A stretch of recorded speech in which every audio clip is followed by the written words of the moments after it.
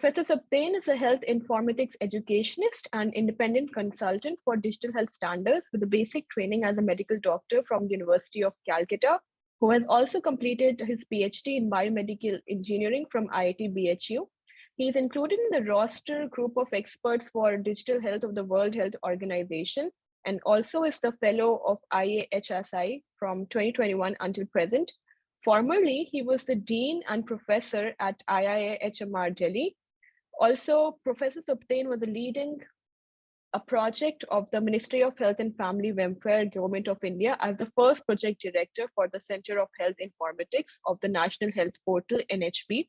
He is the founder of the HL7 FHIR Foundation and have been an expert advisor for the e-learning advisory group of SNMO SNODEC CT. He is the founder director of Supten Institute, and he is also the Board of Governors, Commonwealth University College of Medicine, St. Lucia. He is an IMA honorary professor in the year 2017 and 20. Having said that, I would like to pass on the virtual mic to Professor Supten, who would be talking about including the digital health curriculum in health professional education. What I'm going to talk about is curricula. How is digital health being included in the curricula for health professional India, and what is the status in India?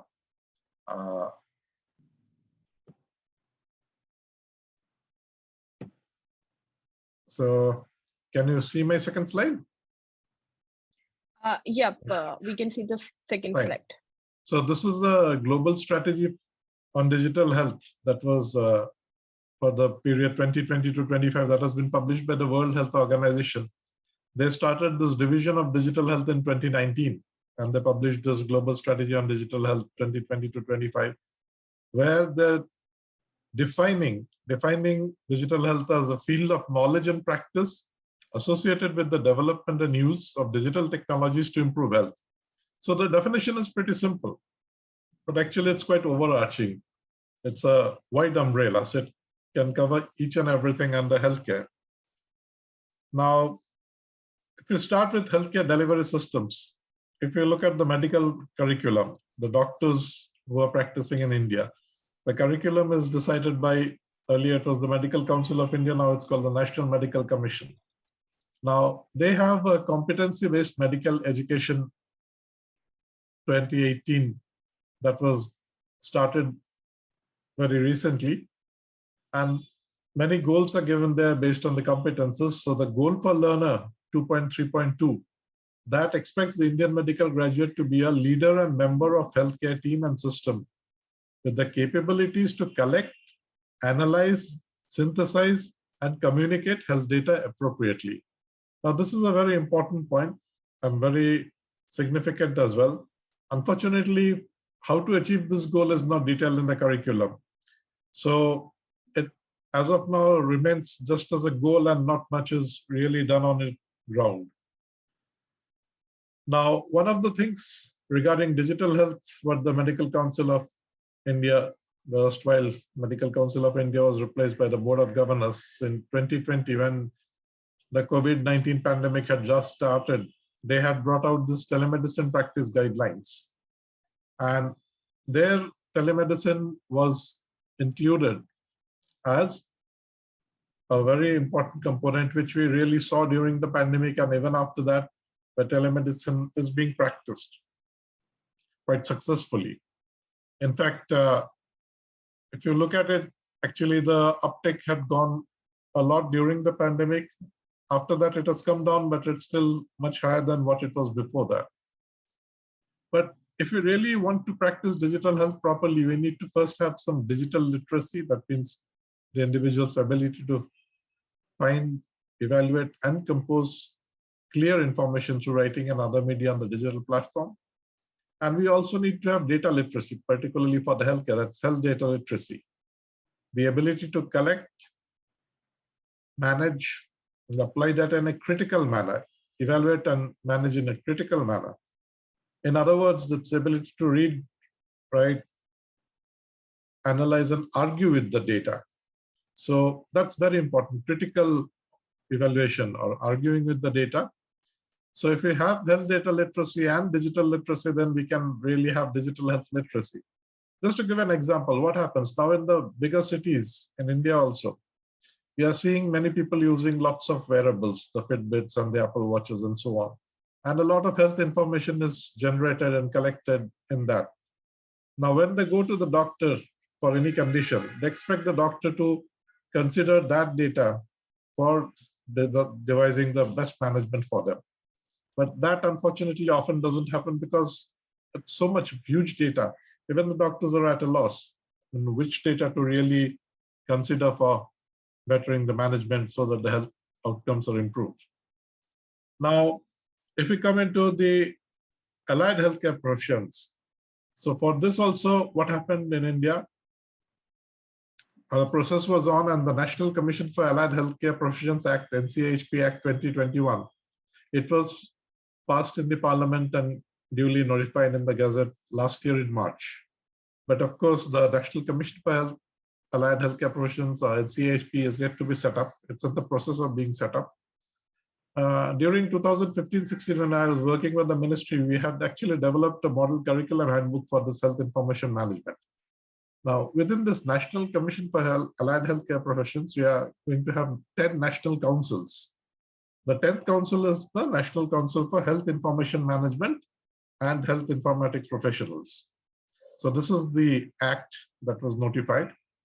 And this is the 10th council I was talking of, the National Council for Health Information Management and Health Informatics Professionals. So these are in process. And so hopefully we'll get something soon to see. Now, the other pillar of healthcare delivery is the nurse. So for the nursing curriculum, in fact, the Indian Nursing Council, that appears to be the most progressive. They have already notified the regulations for the undergraduate curriculum 2021 and revised in 2022. And in that, actually, they have introduced health and nursing informatics as a subject in the second semester of this BSc nursing or undergraduate nursing. So health nursing informatics is a full subject there.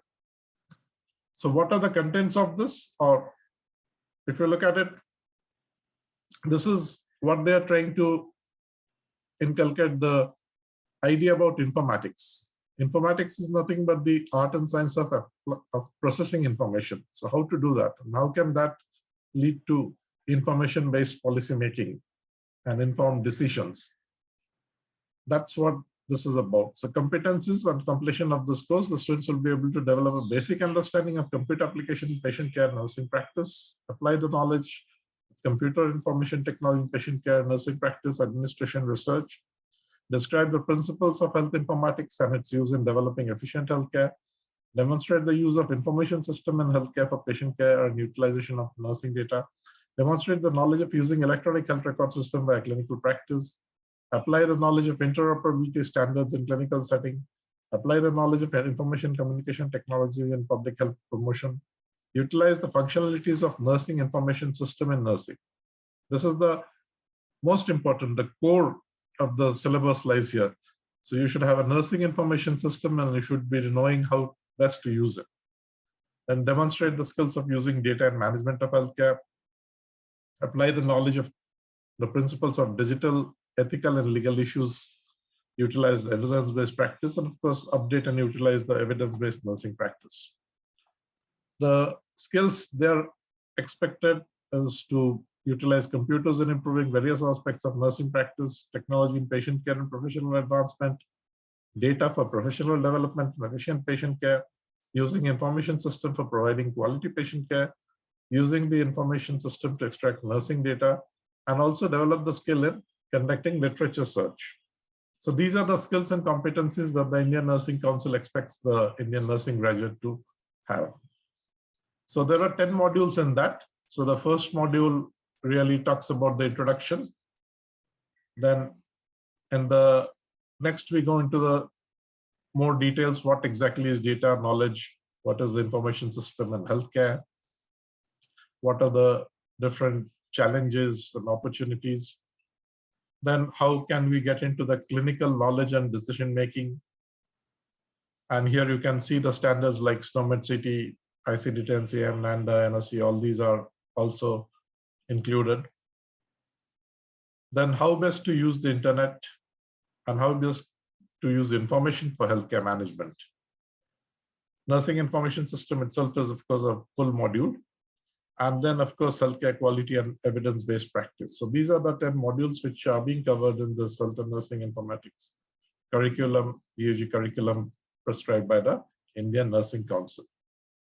So more or less that covers the short presentation about digital health in the curriculum of various health professional education in India. What do we really find? That we actually need more coordinated approach, because the challenges, the technology is developing very fast. So many of the workflows, the clinical processes are also changing, but it's really the people who decide the success or failure of a digital health intervention. And so definitely this capacity building of the human resources for health, change management, in fact, training for change management, that's essential for the healthcare delivery system to incorporate digital health so that the health outcomes are improved, so that we have a better population health, better individual health at a low cost, quicker time, more accessible, more affordable. So all these things can be achieved if it is planned properly. And for that, obviously, the healthcare delivery professionals, each and everyone who is connected to the healthcare professional delivery system has to be involved in it. So the curriculum for all the health professional education must include all of these.